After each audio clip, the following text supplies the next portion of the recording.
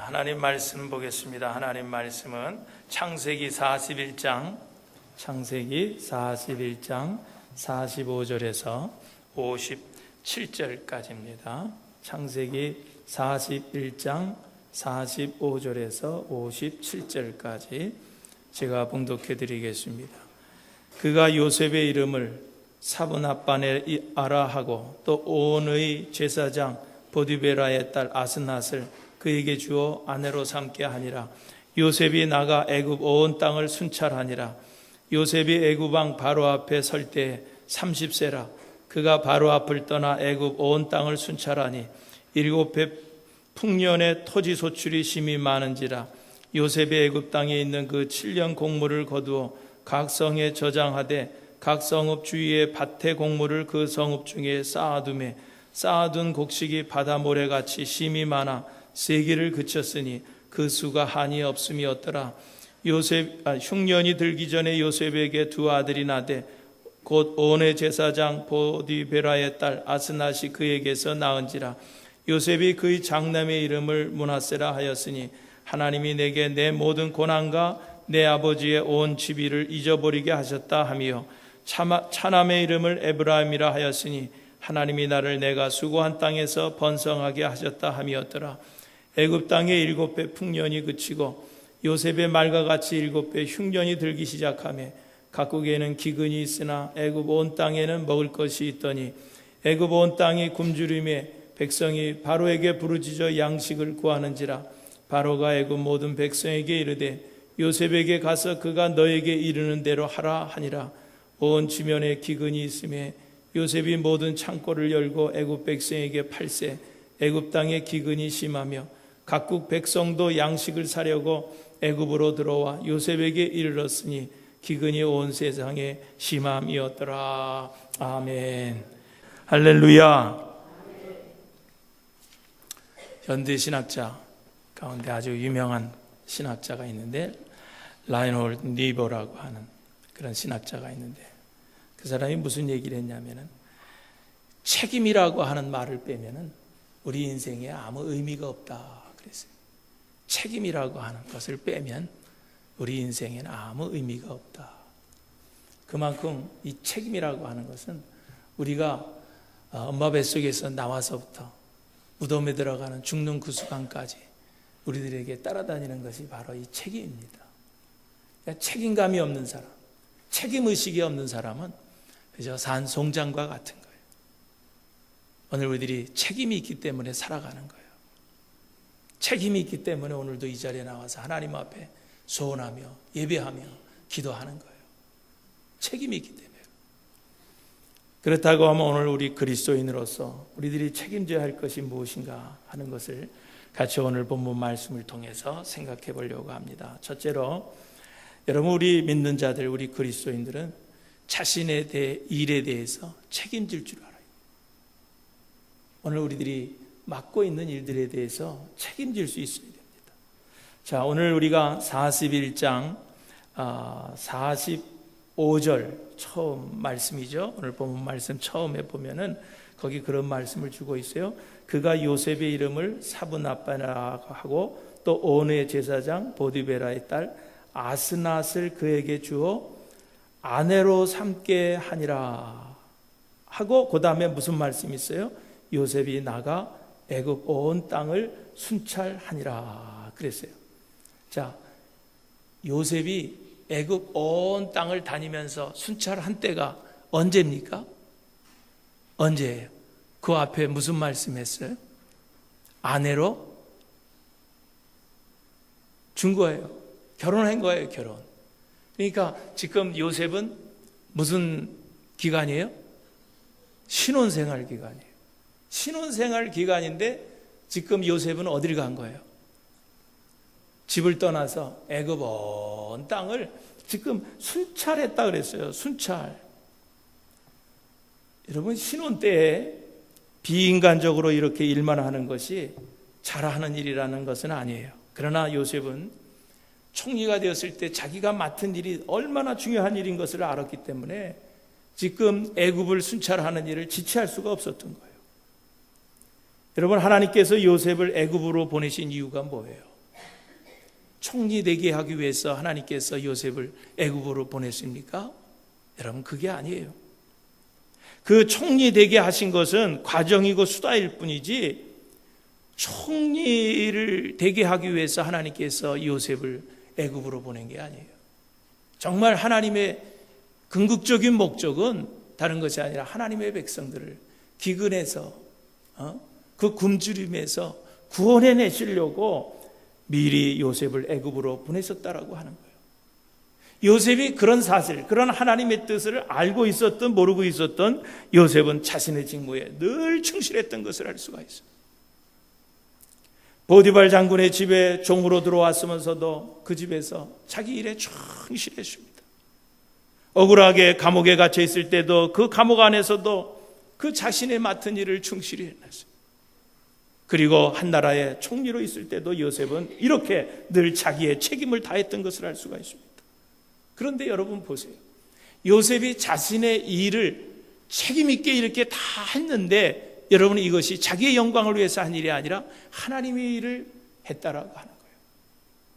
자신의 일을 열심히 감당했더니 그것이 결국은 하나님의 일이 됐다는 거예요. 하나님의 계획하신 일이 되었다라고 하는 그런 얘기입니다.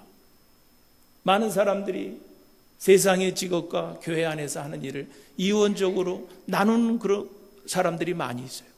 그래서 세상의 직업은 그저 세속적인 직업 알고 또 교회에서 하는 일은 성직으로 알아요. 그러나 여러분, 오늘 말씀을 보면은 그런 것이 아세요. 오늘 요셉은요, 애굽 나라 그리고 이방신을 섬기는 이방 나라의 일을 열심히 했는데, 충실히 했는데 결과적으로는 어떻게 됐어요? 하나님의 계획한 일들을 충실히 하게 된 일이 되었다라고 하는 거예요. 그러므로 여러분, 오늘 우리들도 그래요. 세상의 직업이 우리가 단지 그냥 먹고 살기 위한 것만이 되어서는 안 된다는 거예요. 우리가 세상의 직업이 죄 짓는 직업이 아니고서는 오늘 어떻게든지 오늘 그 일을 통해서 우리는 하나님의 일들을 이룰 수 있어야 하는 거예요. 하나님께서 내게 왜 그런 직업을 주셨을까라고 하는 것을 늘 생각하면서 하는 거예요.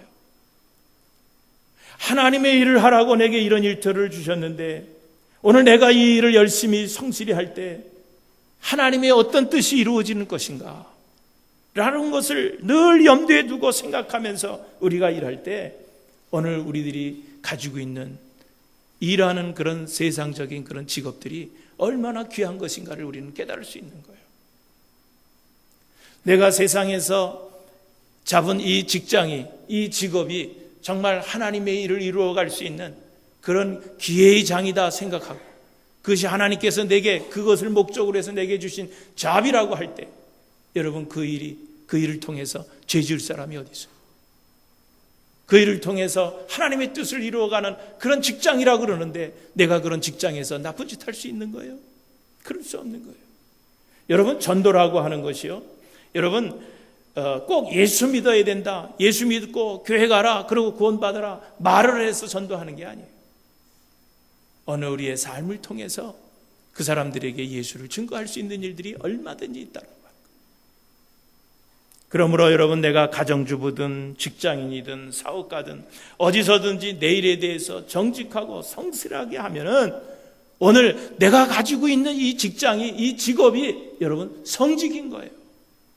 그러므로 여러분, 오늘 여러분들이 다 성직자예요. 여러분, 목회자만 성직자가 아니에요. 오늘 여러분들도 성직자예요. 따라서 한번 합시다. 나는 성직자다. 여러분도 성직자예요. 저만 목회하는 사람만, 목사만 성직자가 아니에요. 여러분도 성직자예요. 만인 제사장이라 그러잖아요.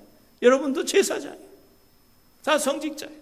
그러므로 여러분, 어떤 철저한 윤리 기준이나 도덕적 기준을 목회자에다가만 자꾸 잣대를 대려고 그러지 말고 여러분 그것을 여러분 스스로에게도 갖다 댈 수 있어야 돼요. 왜? 여러분도 성직자이기 때문에 그런 거예요.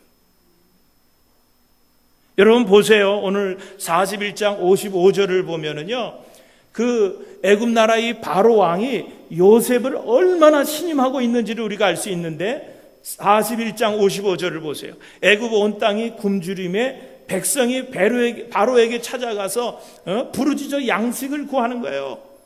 지금 다 우리가 굶게 되었으니까 양식을 달라는 거예요. 그랬을 때 바로가 모든 그 애굽 백성에게 뭐라 그랬어요? 누구에게 가서? 요셉에게 가서 그가 너에게 이르는 대로 하라 하니라 했습니다. 사람들이, 백성들이 우리 먹을 것 달라고 아우성을 치니까 요셉에게 가라. 그가 너에게 이르는 대로 하라 하는 그런 말씀을 주신 것을 보면은 바로가 요셉을 얼마나 신임했다는 것을 알 수가 있습니다. 여러분, 바로가 요셉을 얼마나 잘한다고 모든 일을 요셉에게 가라 그랬겠어요?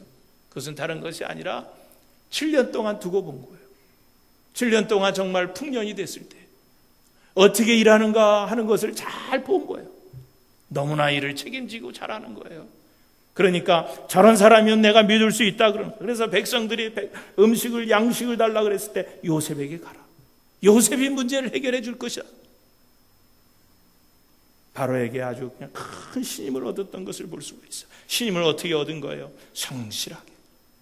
자기 맡은 일을 성실하게 책임 있게 할 수 있었기 때문에 왕에게 이런 신임을 얻었다고 하는 거예요. 여러분, 성실하다고 하는 것이 무슨 뜻이 있어요? 남이 보든 안 보든 자기 일을 잘 책임 있게 하는 사람을 성실하다라고 하는 거예요. 여러분, 그리스도인들이 성실할 수밖에 없어요. 성실하게 책임 있게 일할 수밖에 없어요. 왜 그렇습니까? 하나님이 보고 계시기 때문에 그런 거예요. 여러분, 하나님의 눈을 의식하고 살아가는 그리스도인들이 여러분 책임 없게 아무렇게나 일할 수 있어요? 성실하지 않게 일할 수 있어요? 오늘 우리는 하나님의 눈은 어디든지 계시다라고 하는 것을 우리는 믿고 있잖아요. 그런 것을 믿으면서 우리가 마음대로 행동할 수 없는 거예요. 마음대로 말할 수 없는 거예요. 그러므로 오늘 우리 그리스도인들은요, 어딜 가든지 무슨 일을 맡든지 자기 일에 성실할 수밖에 없는 거예요. 나는 오늘 여러분들이 어느 곳에서 일을 하시든지 좀 사람들에게 좀 성실한 면을 보여주시고 책임질 줄 아는 모습들을 보여주시기를 주님의 이름으로 축원드립니다. 그리고 요셉이 어느 나라에서 성공했어요? 애굽에서 성공한 거예요. 여러분, 애굽은 어떤 나라예요? 애굽은 요셉에게 있어서 어떤 나라예요? 요셉에게 어려움을 줬던 나라예요. 남의 집에 가서 그 열심히 일했더니 그 보디발 장군 아내의 그런 모함을 인해 가지고 감옥에 가요. 아무리 자기가 억울하다고 해도 감옥에 갖다 쳐놓습니다. 정과자가 되게 한 나라가 바로 애굽입니다. 여러분, 그렇다고 내가 이 나라 참 나를 정과자로 만들고 내 억울한 일을 아무리 호소해도 들어주지 않는 이런 나라 내가 떠나야지. 이런 곳에서 떠나서 내가 잘 살아야 성공해야지. 그러고서 애굽을 떠났습니까? 아니에요. 자기를 억울하게 하고 아무리 억울한 일을 호소해도 받아주지 않는 그런 나라, 자기를 정과자로 만든 그런 나라에서 성실하게 책임 있게 일했더니 나중에 어떻게 총리 자리까지 됐다고 하는 거예요. 여러분, 그렇다고 하면 오늘 여러분들도 마찬가지. 오늘 나를 고통스럽게 하고 나를 어렵게 하는 장소가 어디예요? 오늘 여러분들을 힘들게 하는 장소가 어디예요? 그곳이 어디예요? 얼마 전에 어떤 분들하고 같이 이렇게 앉아서 얘기를 하는데 직장에 다니시는 어떤 분이 그런 고백을 해요. 우리 직장에 나를 얼마나 힘들게 하는 사람이 있는지 몰라요. 아주 그 사람만 아주 보는 것만 해도 아주 싫어. 아주 스트레스를 받아서 직장도 가기 싫대. 그렇게 힘들게 하는 사람이 있대. 그런 얘기를 하니까 옆에 있던 분들이 어느 직장들이지 다 그래. 어느 직장이든지 다 그래. 그 사람만 없으면 일을 잘할 것 같은 그런 사람들이 꼭 있어. 그렇게 얘기하는 얘기를 들었어요. 여러분, 그래요. 직장뿐만 아니라 가정에서도 마찬가지. 에라, 이 직장 나를 이렇게 힘들게 걷어치워버리자. 나가버리자. 사편해내버리자. 그런 생각이 드는 그런 직장도 있을 거예요. 에이, 이런 가정, 에이, 이혼해버릴까 보다. 아마 하루에도 몇 번씩 이런 생각을 해보는 그런 분들이 있을 줄 압니다. 그런데 여러분, 요셉은 어때요? 종이 된 신부로 출세하기 틀렸으니까, 나를 전과자가 된 이 애굽에서는 소망이 없으니까 이제 다른 나라로 도망가서 거기서 성공하자 그랬습니까? 그렇지 않았어요. 바로 그 나라에서 형통하게 되고 총리가 되고 결국은 하나님의 뜻을 이루었다라고 하는 거예요. 여러분, 그래요. 여러분이 있는 직장이나 가정이 마치 그 애굽의 보디발 장군의 집이나 갑옷 같은 그런 곳일 수도 있습니다. 나를 종처럼 비인격적인 대우를 하고 내가 아니라고 말해도 내 말을 안 믿어주고 억울한 손해를 보게 하는 그런 현장에서 여러분들이 살고 있을 줄로 압니다. 여러분, 그렇더라도 그것을 도망가면 안 돼요. 그것을 이겨나가야 하는 거예요. 하나님께서 나를 이 가정에 보내신 데에는 하나님의 뜻이 분명히 있다라고 하는 거예요. 나를 이 직장에 보내신 데는 하나님의 계획이 분명히 있다라고 하는 거예요. 내가 지금은 인정을 받지 못하고 아직은 고통당하고 있는 그곳이지만 장차 하나님께서 나를 이곳을 통해서 형통하게 될 것이다라고 하는 그런 사실들을 믿고 성실하게 책임 있게 일할 때 하나님께서는 결국은 어떻게 하시는 거예요? 승리하게 해주시는 거예요. 여러분, 교회도 마찬가지. 여러분, 교회 일을 맡아서 하다 보면 힘든 일들이 많이 있습니다. 오늘 여러분들 가운데 참 교회 와서 일을 하다가 힘이 드는 일들을 당한 분들이 있습니까? 정말 신앙생활하기가 힘이 든 분들이 있습니까? 여러분, 우리가 다른 생각하면 안 돼요. 오늘 하나님께서 이곳에 나를 보내신 분명한 뜻이 계실 것이다라고 하는 믿음을 가지고 오늘 이 자리에서 힘들지만 이곳에서 책임을 다해 보세요. 하나님께서 여러분의 뜻을 이곳에서 이루어 주실 줄로 믿습니다. 그리고 두 번째로 오늘 그리스도인들은 미래에 대해서도 책임질 수 있어야 하는 거예요. 미래에 대해서도 책임져야 돼요. 41장 47절을 보세요. 41장 47절을 보면은 거기 그런 기록이 해주고 있습니다. 7배 풍년에 토지 소출이 심히 많은지라. 1년에 풍년에 토지 소출이 심히 많은지라. 49절을 보세요. 49절에 보니까 쌓아둔 곡식이 바다 모래같이 심히 많아서 세기를 그쳤으니 그 수가 한이 없음이었더라 그랬어요. 여러분, 대단한 풍년입니다. 대단한 풍년이에요. 그런데 이런 풍년이 계속될 것 같았는데 어떻게 됐어요? 어떻게 됐어요? 41장 53절에 보니까 그래서 애굽 땅에 7회 풍년이 어떻게 했다? 그치고 그랬어요. 애굽 땅에 7회 풍년이 그치고 그랬어요. 여러분, 풍년은 언젠가는 그치게 돼 있는 거예요. 영원한 천성기는 없는 거예요.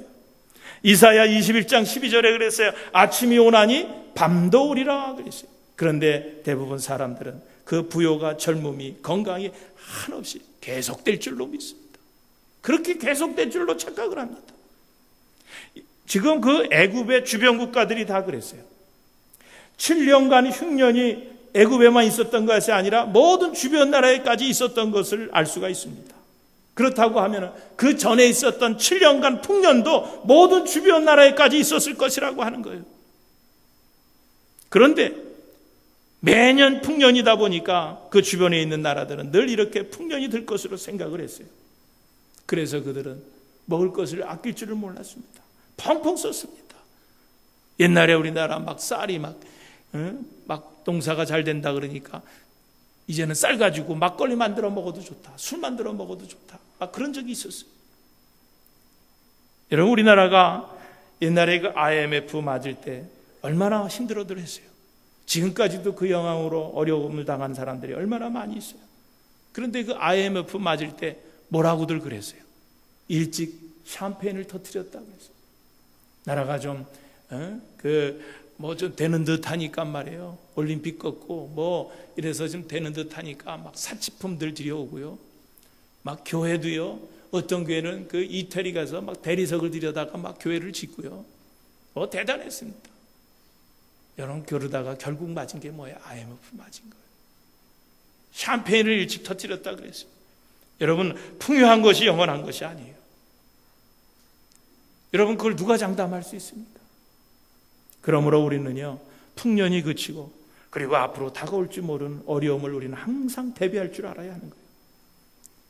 여러분, 젊으신 분들, 젊음이 여러분 영원하다고 생각하지 마세요.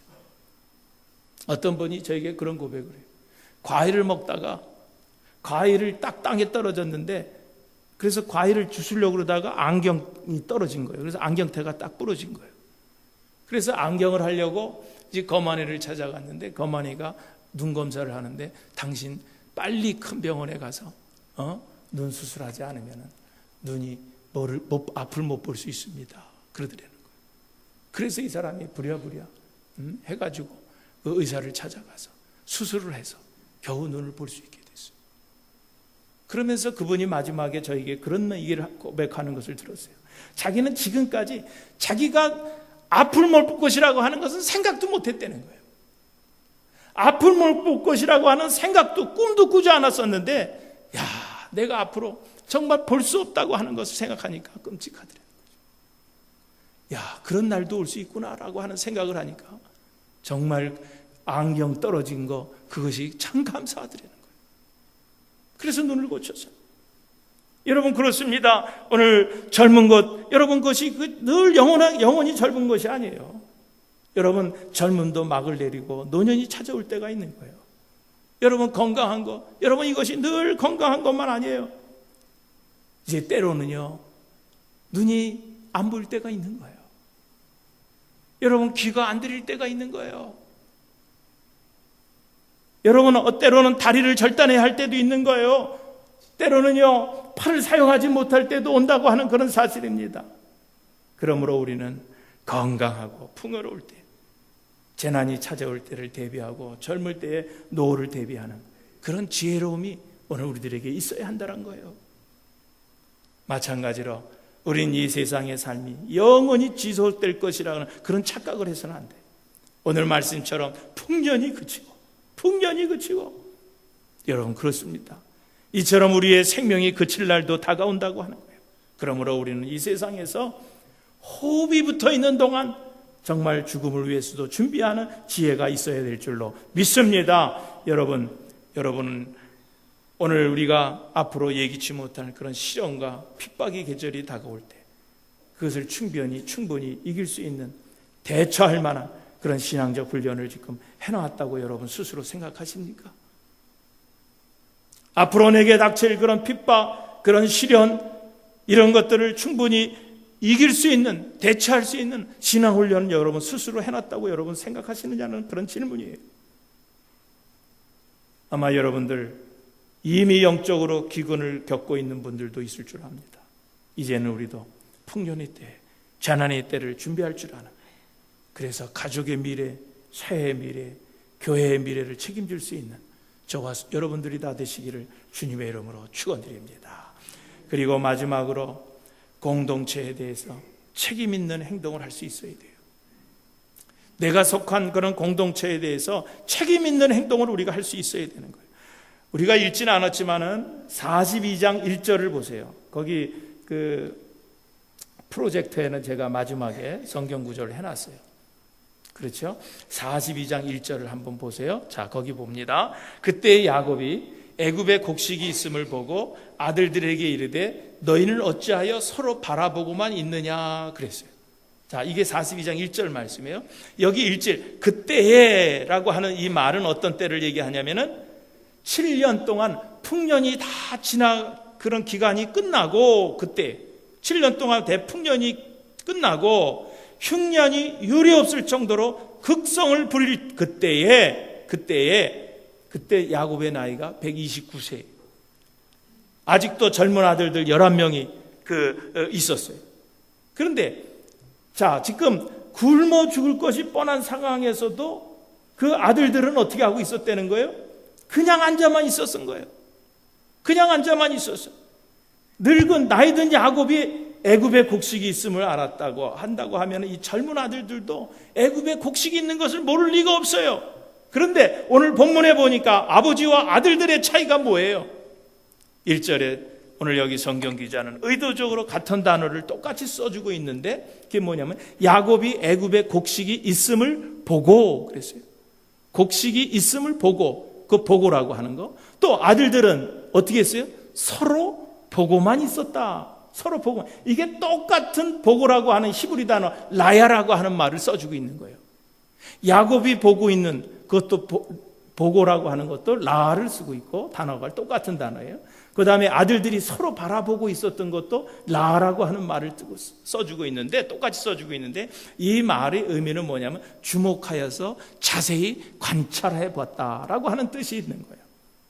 자, 그러니까 오늘 아버지나 아들들은 열심히 봤어요. 열심히 보는 것 같은데 무엇을 보는가가 다른 거예요. 지금 야곱은 뭘 보고 있습니까? 어디에 곡식이 있는가? 이런 흉년에 이런 기근에서 우리 가족을 구할 방법이 무엇인가?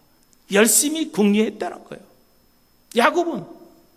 그런데 아들들은 어떻게 뭘 보고 있었어요? 서로를 바라보고 있었다는 거예요. 서로 보고 있었다. 자기 자신이 먼저 나설 생각은 하지 않고 누가 내 대신 좀 놔줘줄 사람 없는가? 그러고 찾고 있었다는 거예요. 서로 눈치만 보고 있었다는 거예요. 나이든 아버지는 애굽에 가서 곡식을 사와야 하겠다고 문제 해결을 정확히 바라보고 있는데, 그 아들들은 내가 안 갔으면 좋겠다. 그러면서 회피할 방법들을 열심히 찾아보고 있었다는 것입니다. 중요한 교훈을 우리에게 주고 있는 거예요. 오늘 여러분은 어떻게 바라보고 계세요? 여러분은 어떻습니까? 남이 하기 싫은 일들을 앞장서서 하고 있는 분들입니까? 아니면 가정에 문제가 생겨도 나서지를 않고, 교회에 어려운 일이 있어도 뒷전에만 있고, 직장에서 굳은 일이 있을 때 나 몰라라 하는 그런 분들입니까? 아니면 적극적으로 그 일에 가담해서 문제 해결을 찾는 분들입니까? 지난 한 주간 우리는 새벽 기도에 느헤미야서를 공부하면서 많은 은혜들을 우리가 같이 나누었습니다. 특별히 느헤미야서 1장에 보면은요, 느헤미야가 포로로 잡혀가 있는 동안에 예루살렘이 어떻게 됐다는 형편의 소식을 듣습니다.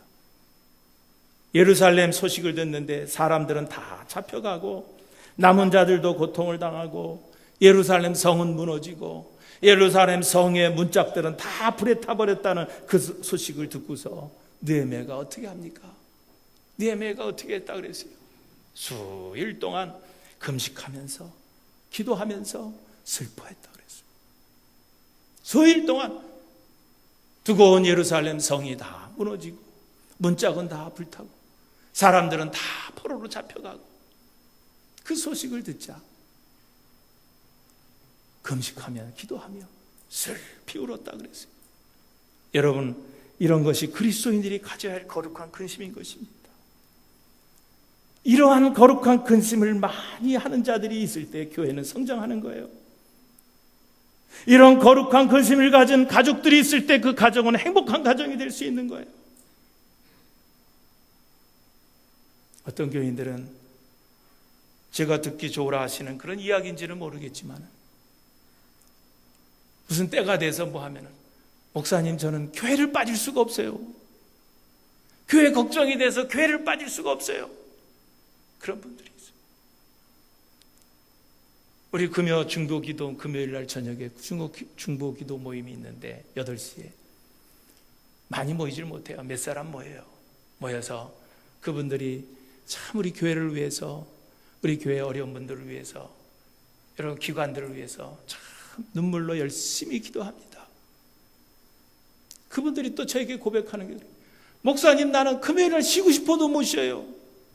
내가 빠지면은 뭐 몇 사람 나오지도 않는데 그것도 안 나오면 어떡할까? 그래서 하여튼 뭐 아프든 뭐 하든 바쁘든 하여튼 열심히 나오는 거예요.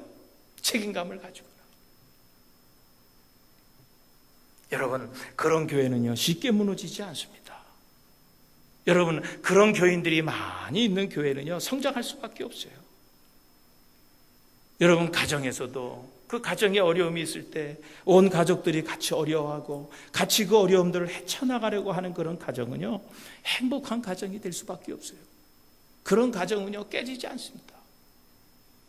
제가 아는 어떤 분의 따님은요 갑자기 가정에 어려운 일이 생겼어요.